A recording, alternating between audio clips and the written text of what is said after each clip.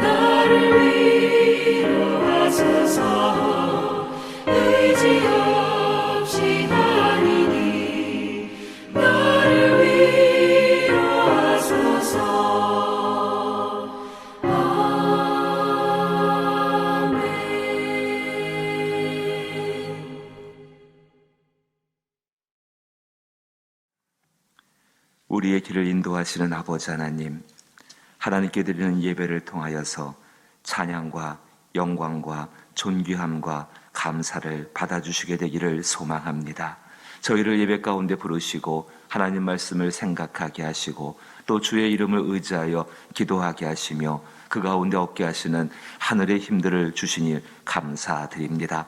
진실로 우리는 걸어가는 길을 알지 못하는 사람들이오나 한 걸음 한 걸음씩을 주님께 맡기고 주의 인도하심을 받으며 걷기를 소망합니다. 오늘 하루를 살아갈 수 있는 주님의 뜻을 깨닫게 하여 주옵시고 한 걸음 한 걸음을 순종함으로 그 가운데에 하나님의 복된 인생의 발걸음 되게 하여 주옵소서.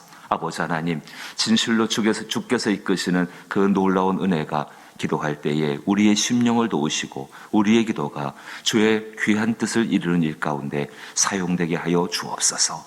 예수님 이름으로 기도하옵나이다. 아멘.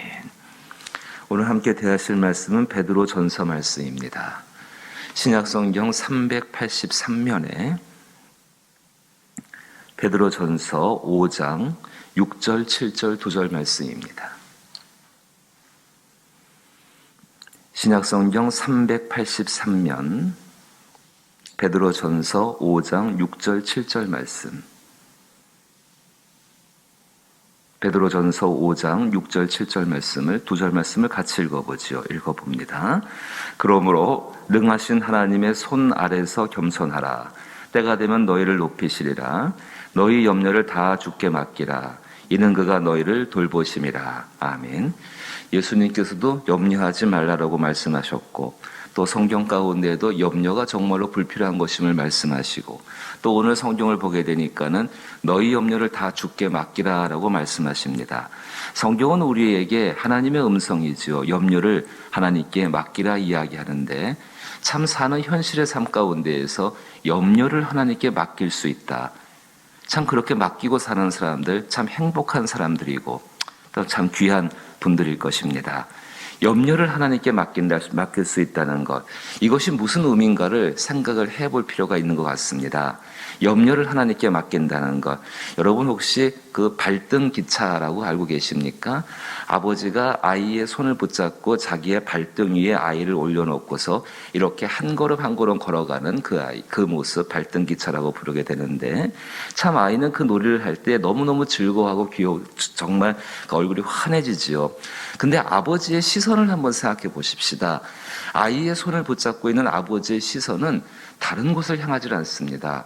정말 그 걸음걸음을 걸어갈 때에 오직 자기의 발등 위에 올려져 있는 그 아이의 얼굴에, 아이의 표정에 집중을 하고 있고 다른 곳을 보지를 않습니다. 아이는 자기 나름대로 재미있고 여러 가지 것도 있겠지만은 아버지의 시선은 분명히 그 아이의 손을 분명히 붙잡고 있고 그 아이와 함께 그 아이를 갖다 자기의 발등에 올려놓고 한 걸음 한 걸음을 이렇게 걸어가는 모습입니다. 맡긴다라는 단어의 뜻 가운데에서 참 소중한 뜻 한 가지가 얹어놓다라는 뜻이 있습니다. 이 맡긴다라는 단어 속에는 얹어놓다, 하나님이 하시는 일 위에 자기의 것을 얹어놓다, 마치 아이가 아버지의 발등 위에 자기의 몸을 얹어놓는 것처럼 그렇게 그 위에 얹어놓는 것, 바로 그것이 맡긴다라는 뜻을 가지고 있는 것입니다. 오늘 베드로는 고난과 여러 가지 환난과 어려움이 있는 성도들, 정말로 이 베드로 전서의 배경 자체가 성도들이 받는 영적이고 육적이고 삶 자체가 정말로 불같은 시험 가운데 들어가 있는 그 성도들을 향해서 그렇게 불같은 시험들이 있다 보니까는 당연히 염려가 있을 수밖에 없지요. 그 사람들에게 여러 이야기를 하면서 염려에 대한 이야기를 하는 것입니다. 너희 염려를 다 주께 맡기라. 너희 염려를 다 주께 맡기라. 그리고 그 앞에는 하나님의 능하신 손 아래서 겸손하라. 때가 되면 너희를 높이시리라. 너희 염려를 다 주께 맡기라. 이는 그가 너희를 돌보심이라. 베드로는 예수님을 정말 많이 경험한 사람이지요. 예수님의 기적이 무엇인지를 알고 있고 예수님이 어떻게 우리의 삶 가운데에서 우리를 도우시고 또 무엇보다도 살고 죽는 문제를 넘어서서 영원한 생명을 주신 것, 이것을 경험한 사람이 베드로입니다. 근데 이 베드로가 사랑하는 그의 성도들을 향해서 염려를 맡기라라고 말씀하면서 한 걸음 한 걸음을 하나님과 동행하는 삶, 하나님의 능하신 손 아래서 겸손하라. 하나님의 능하신 손 아래서 겸손하라. 단순히 이상적이고 철학적이고 막연한 그런 것들이 아니라 때가 되면 너희를 높이시리라.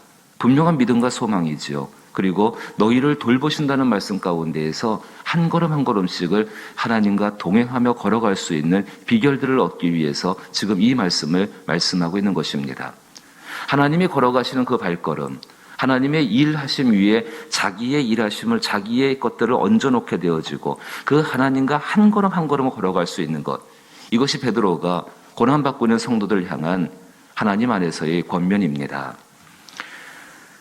그 빌리 그레함 전도대, 굉장히 유명한 전도대고 복음의 큰 사역들을 감당하신 분들이지요. 그 가운데서 킴 윅스라는 한국계 시각 장애인이 그 장애인 처녀가 계셨습니다. 근데 이분의 간증이 한 걸음 한 걸음씩을 인도받는 것에 대해서 그것이 무엇인지를 말씀하고 있습니다. 염려를 주께 맡긴다는 것, 나의 일을 갖다가 하나님의 일 가운데 얹어놓는다는 것, 이것은 다른 것이 아니라 한 걸음 한 걸음씩을 하나님과 동행하는 것인데 그 한 걸음 한 걸음을 동행하는 것이 무엇인지를 이분의 간증을 통해 볼 수가 있습니다. 이분은 이렇게 간증합니다. 그분은 앞을 보지 못하는 분이지요. 그래서 사람들이 인도해 주지 않으면은 어디 목적한 데까지 갈 수가 없는 분입니다. 사람들이 앞을 보지 못하는 나를 인도할 때에 이렇게 말한다고 합니다. 200m 앞에 뭐 장애물이 있습니다. 100m 앞에 어떤 강이 있고 물이 있습니다. 그렇게 말하지 않습니다. 단순히 이분이 말씀하시는 것은 나를 인도할 때에 사람들은 이렇게 말한다는 것입니다. 당신 발 앞에 장애물이 있습니다.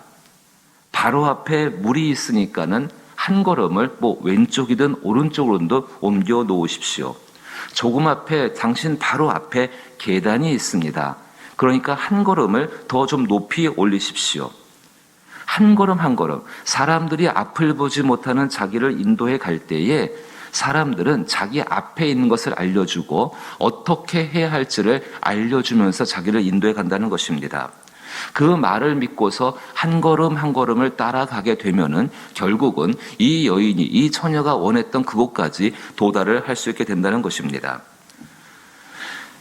시각장애인이 아마 중도 시각장애인이셨던 것 같습니다. 시각장애인이 된 이후에 이 여인은 굉장히 불안하고 굉장히 염려가 되어지고 시각장애인이 되어졌을 때에 어떻게 살 것인지 참 암담했다고 합니다.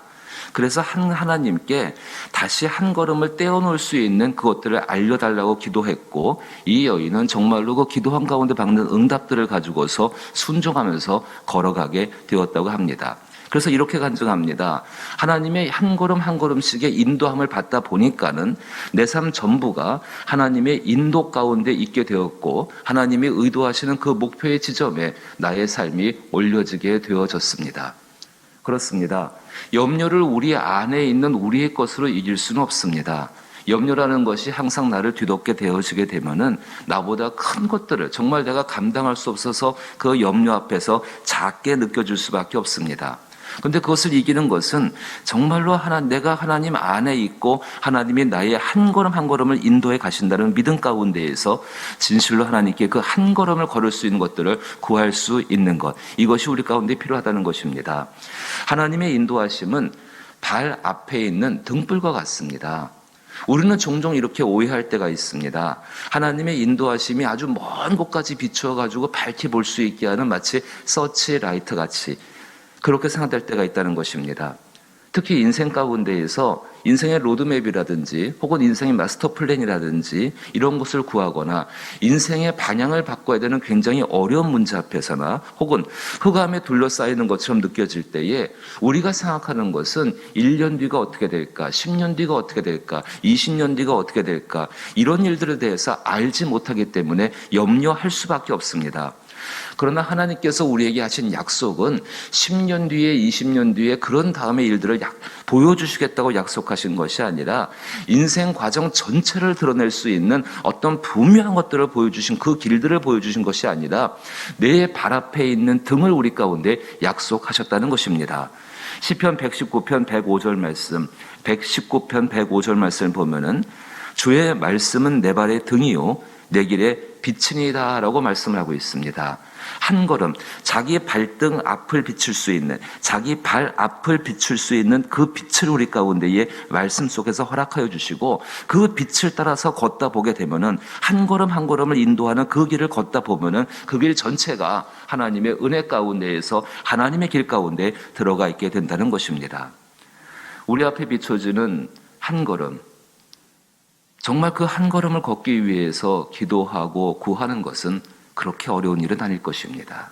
그리고 그 한 걸음을 걸어가기 위해서 순종하는 것, 특별히 겸손함으로 순종하는 것, 그 순종하는 일은 그렇게 어려운 일은 아닐 것입니다. 오늘 무엇을 해야 할 것인가를 보이시는 그 하나님께 믿음으로 겸손하게 순종하게 되어지면은 그 가운데서 주님은 그 길을 분명히 우리 가운데 알려주시고 그 알려주시는 한 걸음 한 걸음을 따라가다 보면은 내일을 만들어 가시는 그 하나님의 복된 역사들을 경험하게 된다는 것입니다. 하나님은 분명히 우리의 생애를 당신의 발등 위에 올려 놓으셨습니다. 아이가 정말로 그 위에서 즐거워할 수 있는 것처럼 아버지는 그 아이를 향해서 모든 시선을 집중하고 계십니다. 그리고 그 아이가 염려하지 않게 되기 위해서 오늘 우리에게 말씀하십니다. 하나님의 능하신 손 아래서 겸손하라. 때가 되면 너희를 높이시리라. 너희 염려를 다 주께 맡기라.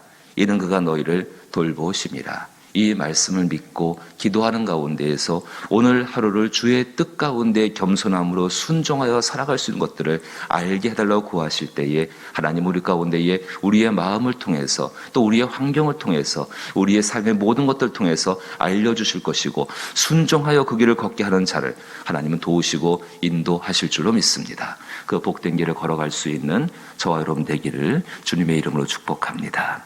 주기도문으로 예배 마칩니다. 하늘에 계신 우리 아버지여, 이름이 거룩히 여김을 받으시오며 나라의 임하옵시며 뜻이 하늘에서 이룬 것 같이 땅에서도 이루어지이다. 오늘날 우리에게 일용할 양식을 주옵시고 우리가 우리에게 죄 지은 자를 사하여 준 것 같이 우리 죄를 사하여 주옵시고 우리를 시험에 들게 하지 마옵시고 다만 악에서 구하옵소서. 대개 나라와 권세와 영광이 아버지께 영원히 있사옵나이다. 아멘.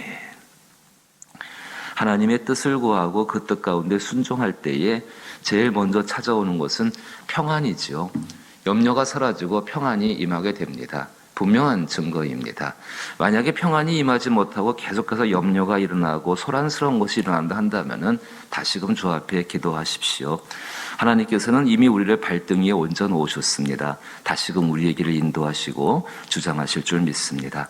그 마음을 가지고 기도하시게 되기를 바랄 때에 코로나19의 종식과 또 이 나라와 또 교회와 가정을 위해 기도하시고 또 특별히 자녀들을 위해 기도하실 때에는 우리 병들고 약한 자녀들이 있습니다. 위해서 기도하고 수험생들을 위해 기도하며 또 구원받을 영혼들을 위해 기도하고 특별히 가족 가운데에 환우가 있다면 병든 분이 있다면 병 낫기를 위해서 또 간호하고 돌보는 가족들의 영혼들을 위해서 기도하고 선교지를 위해 기도할 수 있기를 부탁을 드립니다. 함께 기도합니다.